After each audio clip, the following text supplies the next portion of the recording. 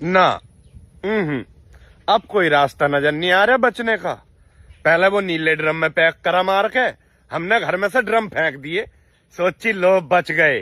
तो एक ने मेरी सास की ने जाकर पहाड़ पे से धकेल कर मार दिया। चलो हमने पहाड़ पे जाना बंद कर दिया। सोची अब बच गए।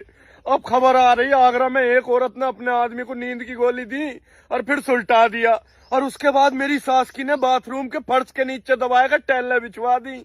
अब यो खबर सुनकर मेरे दस्त छूटे पड़े। पर मैं डर के मारे लैट्रीन में भी ना जा रहा। कहीं मेरी वाली लैट्रीन की सीट के नीचे ना शिफ्ट कर दे। मेरा तो पता भी जब चलेगा जब लैट्रीन का गड्ढा भर जाएगा। लो फिर निकल गई। चलो धोई आऊं, अगली वीडियो जब बनाऊंगा। ना। अब कोई रास्ता नजर नहीं आ रहा बचने का।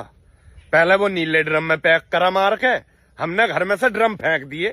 सोची लो बच गए। तो एक ने मेरी